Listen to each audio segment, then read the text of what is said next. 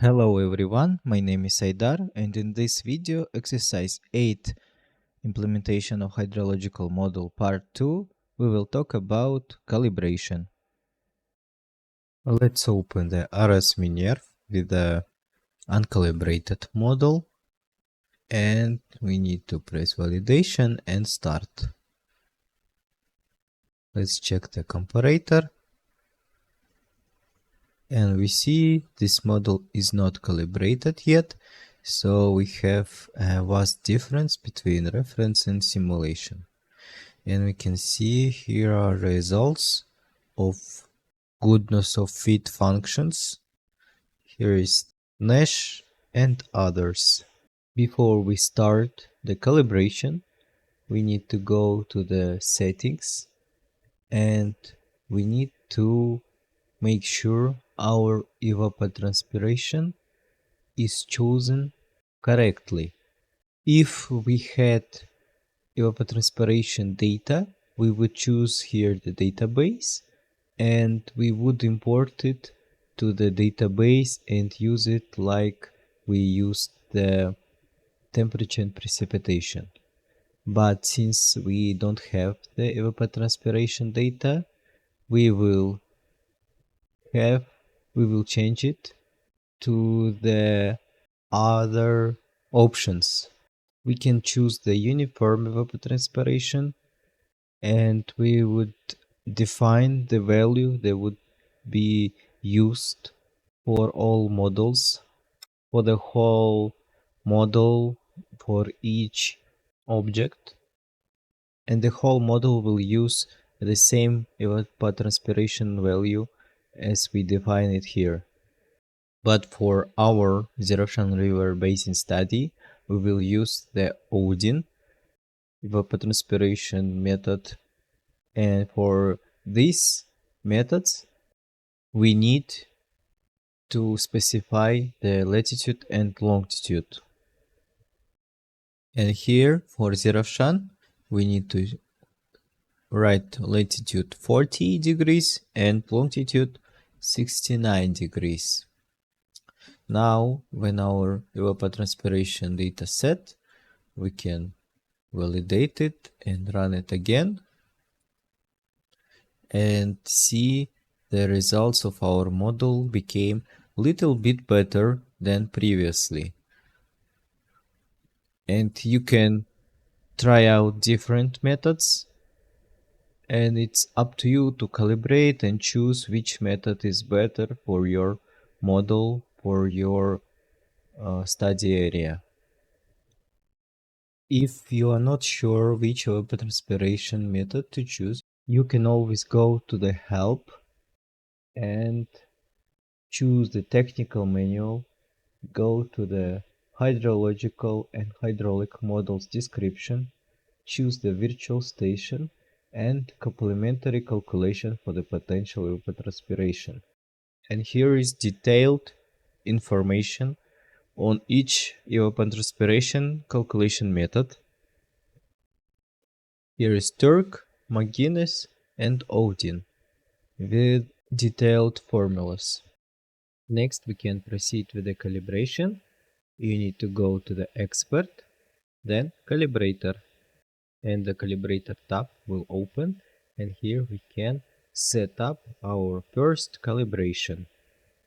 Before doing that, I will give you a brief overview of what is an objective function and why is it important for our calibration. Objective function is a critical component in the calibration process, especially in the fields like hydrology and others. It quantifies the difference between observed data and model prediction, guiding the calibration process to improve model accuracy. In the RS-Minerv, we have 10 indicators for objective function. The objective function is a mathematical expression or set of criteria or indicators used to evaluate the performance of a model by comparing its outputs against the observed or known data. It essentially measures the error or difference between the model's prediction and the actual observed values. For example, in RSMinerv, there are 10 indicators available for objective function. Here in this table we can see the column ideal value. It gives us the information on what value is ideal for certain indicator.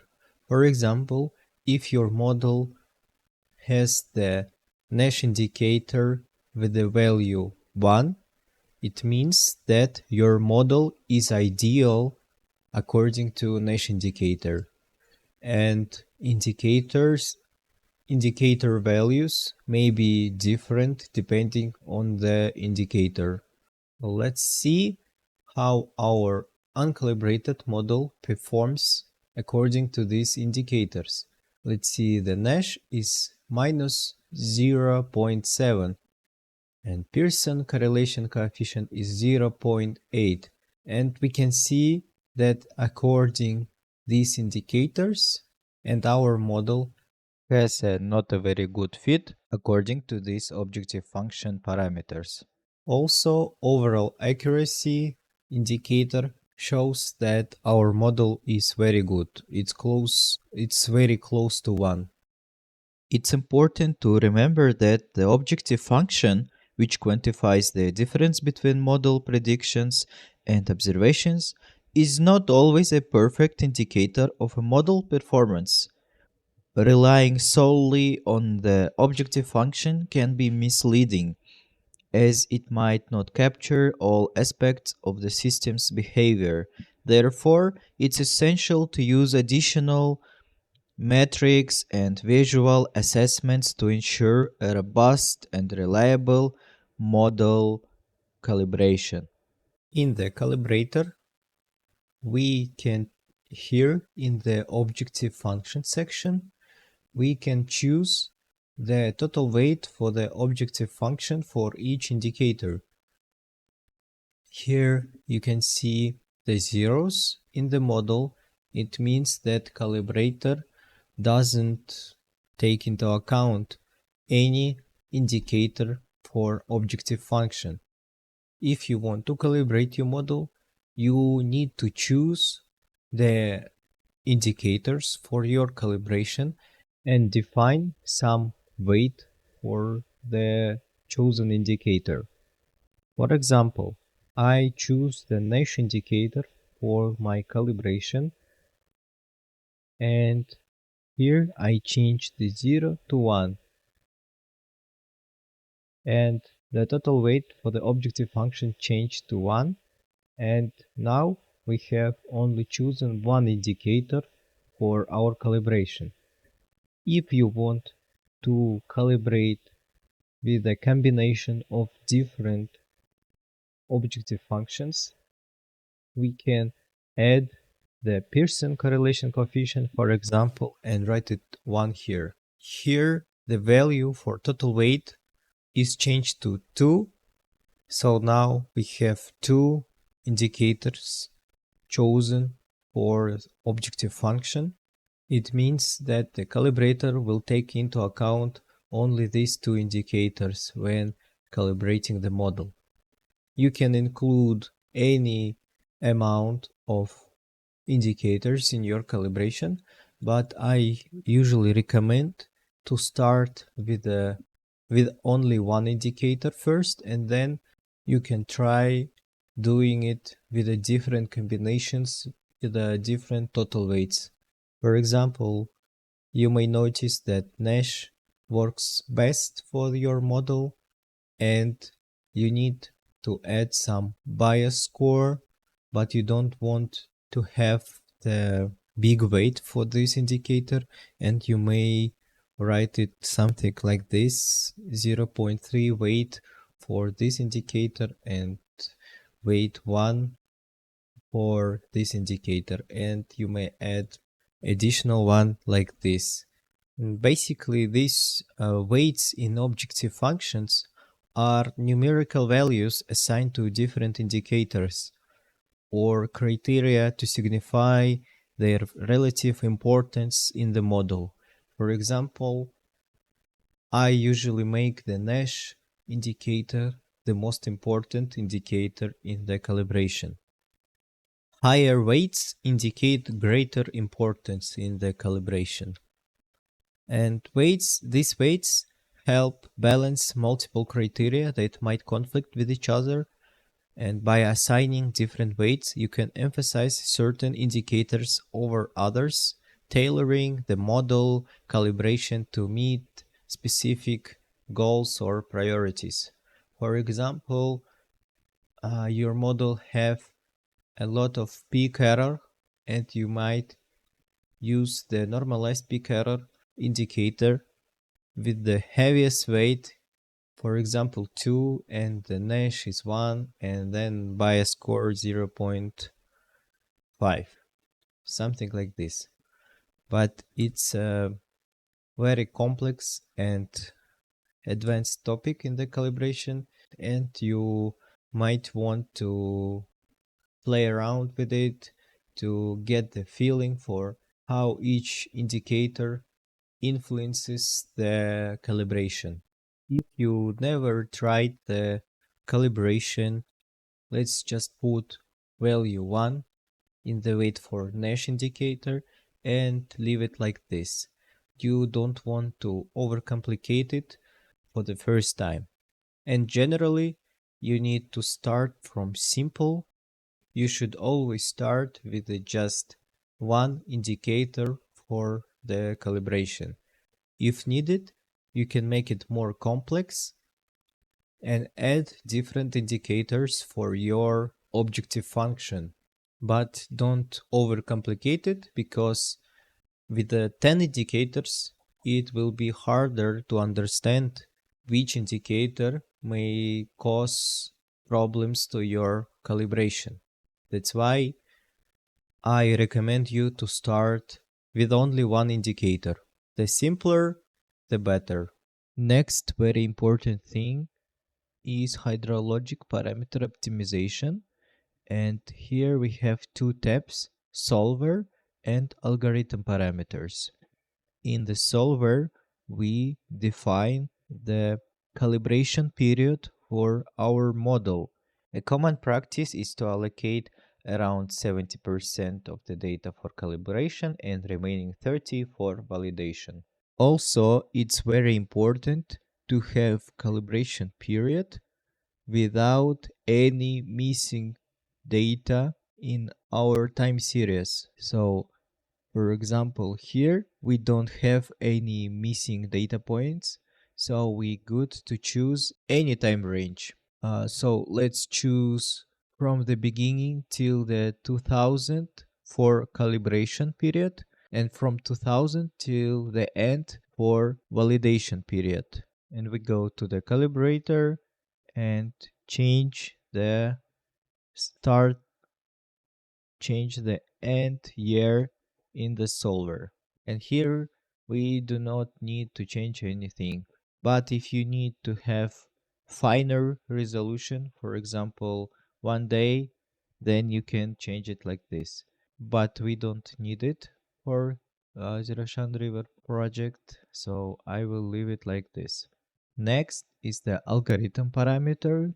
There are 3 algorithm parameters available. We can find more information about them in the technical manual in the chapter 4. But if you are a beginner in hydrologic modeling and calibration, I advise to use the University of Arizona method right now, and try out different parameters later on step by step, so you can feel the difference between these parameters and understand when to apply these different methods. Next, we need to choose which objects we want to calibrate. In our case, they are HPVs, and each HPV has 14 parameters that we can calibrate. We just selected HPV type, and we can select the zone ID. After we select the zone ID, we select the comparator 1, and next we need to choose which parameters we want to calibrate.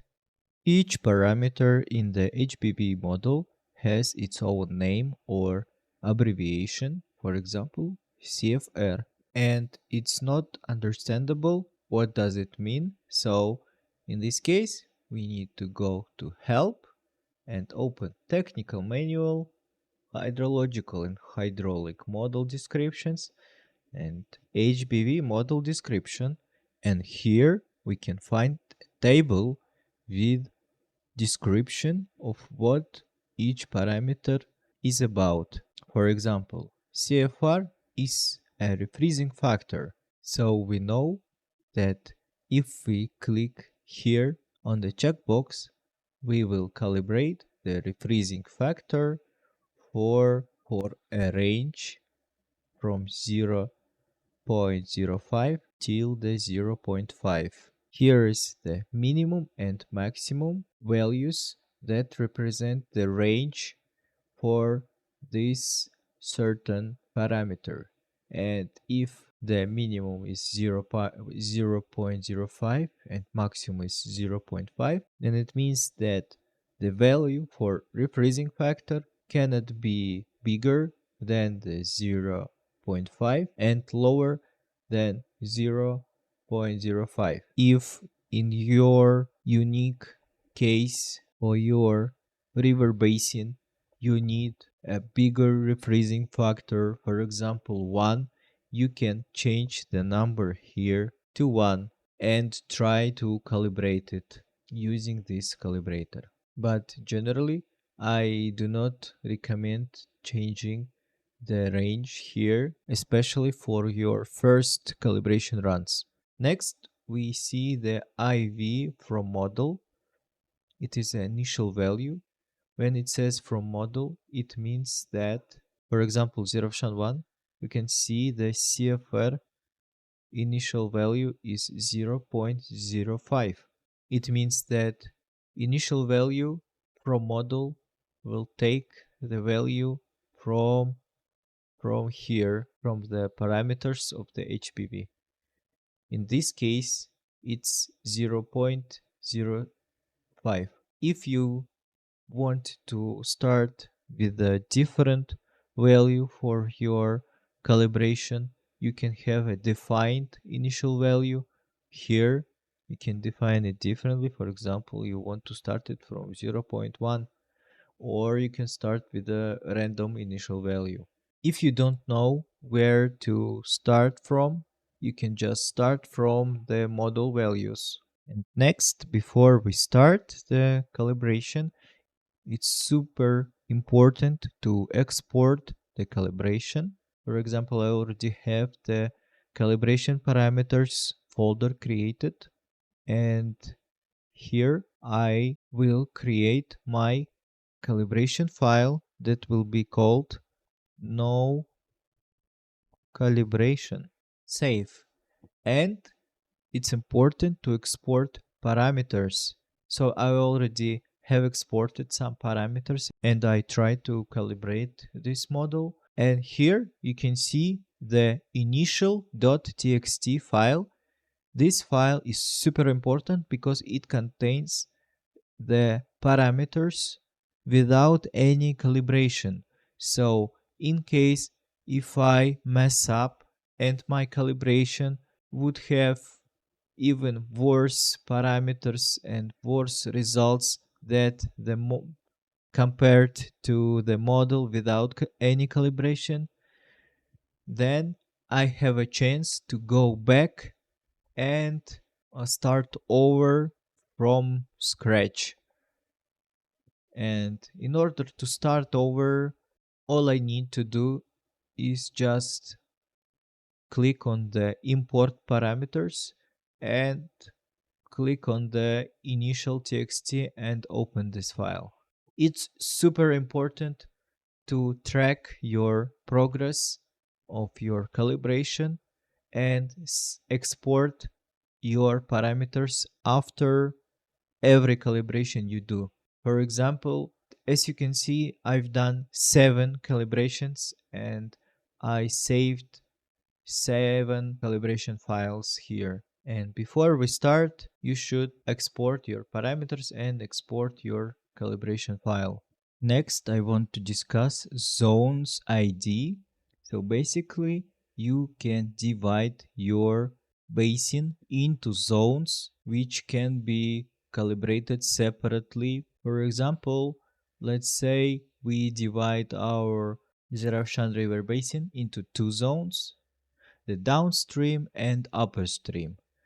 The first 3 will become the downstream, and upper from 4 to 9 will be upstream. In order to do that, we need to click on the object HPV and change the zone. Let's call it D, like downstream. So the first 3 is changed. Now we can go to calibrator and we see 2 different zones. Zone A is upstream. We can see here from 4 till 9, and zone D is downstream from 1 to 3. And here we can calibrate 2 zones separately from each other. One important note, you shouldn't calibrate the parameter A because parameter A is the area of elevation band, and as you know, it's impossible to change the surface area of the basin or elevation band physically unless something like earthquake happens. And once you get your value of a surface area and you check it, and after that you shouldn't touch it, this value, and you shouldn't calibrate it. So it means that you can calibrate any parameter here except parameter A. So let's say we will calibrate the refreezing factor for our first calibration for downstream HBV models using the Nash indicator in objective function. And our calibration period is from 1981 till 2000. And we exported the parameters of our calibrator before we started the calibration. And if you change the zone, you need to export parameters once more and call it like initial with zones, for example, like that. And then after that, we can click start. But I need to warn you that you shouldn't calibrate every parameter at once. You shouldn't do that, and the maximum amount of parameters that I would recommend to do at the same time is 2 or 3 parameters at once. But generally take it as a rule to calibrate 1 parameter per 1 calibration.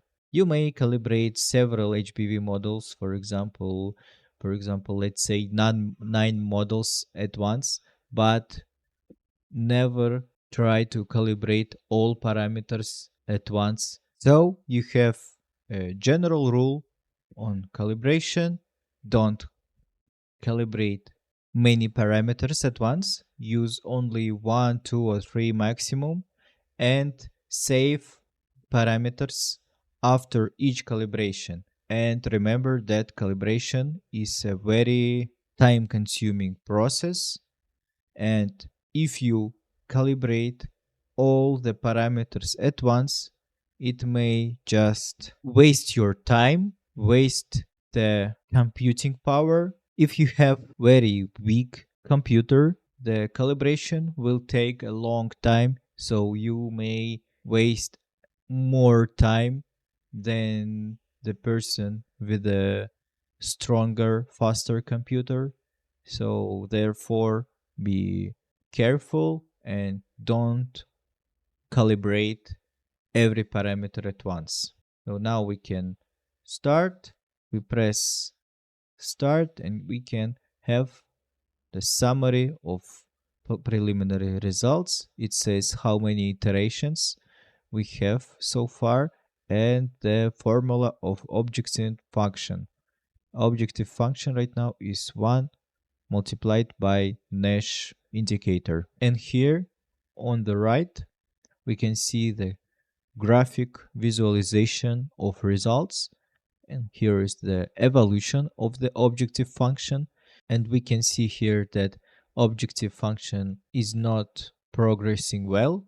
It just stays on the same level according to Nash indicator.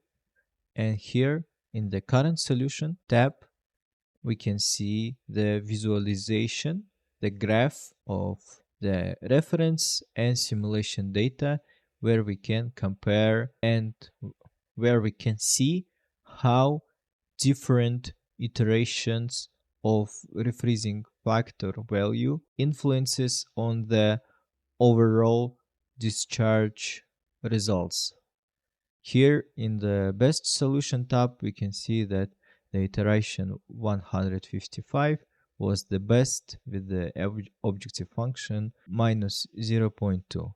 Now the calibration stopped and we can see the summary of the results. It says optimization terminated because the best point has been improved in last 10 shuffling loops less than the threshold 0.1.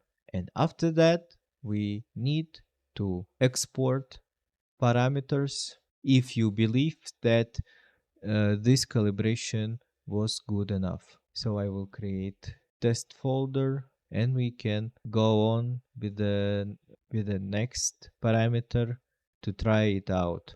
Remember that you are not a robot and you will not remember every detail that happened during the calibration process. Therefore, I recommend you to have a paper or some notebook with a pen next to the computer, and after each calibration you should write down what did you calibrate and how it progressed, or maybe it made it worse. So you need to journal the progress of the calibration so you can know in the future which parameter and which indicator, which objective function works better for different kind of case studies. So let's try to do the upstream CF max. It's the melting factor. Start. In this case, we can see that um, different values for melting factor for upstream elevation bands have much more influence on the basin than the refreezing factor in the downstream. So you may just write it down and make a note in your journal so you can better understand the hydrological system. And now we can look at the objective function progress, and we can see for that calibration part and for that calibration run we had much more progress from -1 till the -0.2, and the model became a little bit better than we had it previously. But here we have a problem.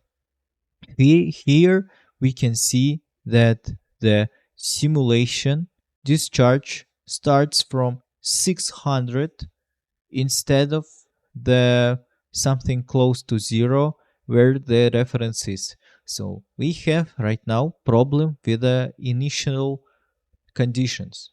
And first kind of solution for that is here. We can restart simulation with initial conditions or conditions on a certain date. Before doing that, we need to specify our simulation period, which is different from calibration period. And let's click on the condition on the last day of simulation. So let's restart simulation with the conditions on the last day of our last simulation run, and it was on the 2000. So let's click apply and then validate and run. Let's go to the comparator, and we can see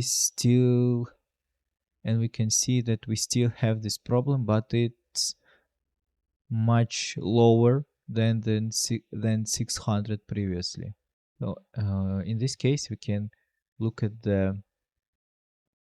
each initial condition parameter.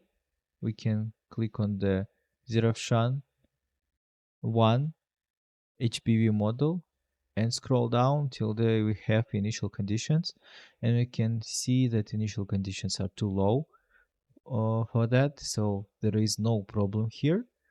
And I want to remind you that this kind of a problem automatic calibration cannot solve, so you need to be careful and you need to visually find the problem with your model so you can find the problem. So let's go to Zerafshan 2.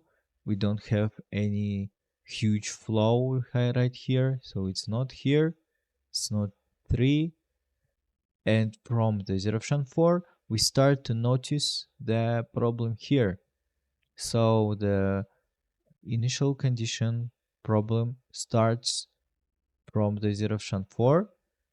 It's also somewhat present in Zerafshan 5. No at Zerafshan 6. No initial flow in Zerafshan 7, so here is some kind of problem. There is no flow in Zerafshan 8 and zero flow in Zerafshan 9. So we can see some problem with our automatic calibration. Let's see where all the flow disappears. Here, yeah, and we can see that all flow just goes to the snow water equivalent. So it goes to the snow on the highest elevation band. Basically, calibrator put all the water into snow on the highest shelf to delay this water from the system to make the calibration better for our calibration period.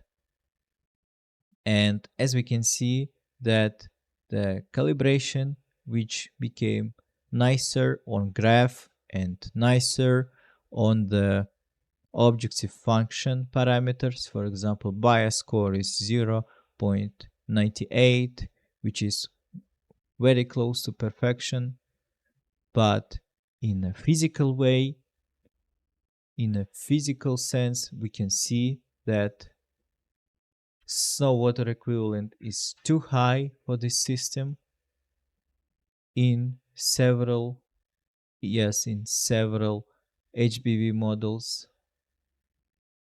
which is not physically accurate, and we have too much flow in the beginning of the system, which gives us a conclusion, which is automatic calibrator is not almighty, and you need to be careful at all steps of calibration, and don't think that this software will solve all the problems for you. You still need to keep your eyes open and be prepared for challenges and problems like this. In cases like this, when we obviously messed up with our calibration, it's very helpful to go to the calibrator and import parameters and import the initial conditions that we had in the beginning. We can validate and start again, and we can see our initial parameters that we had. And from that on, we can start looking at the same objects of the model with a refreshed eye, which can see the same problems that were present in the uncalibrated model. And now we can address it by thinking what we can do. And the technical manual will be very helpful as it has the graphical representation of HPV model and how it works, and description of each parameter which can be addressed in the calibrator or in the model in the manual calibration. And if you want to manually calibrate HPV model, you can click on it with a left click on the mouse and scroll down till you have the parameters or parameters and initial conditions, and here we can correct the value ourselves, like this. For example, from the 5 let's change it to the 4, and from here we can change it to the 3 and validate, start, and see the difference and see what the difference it made here.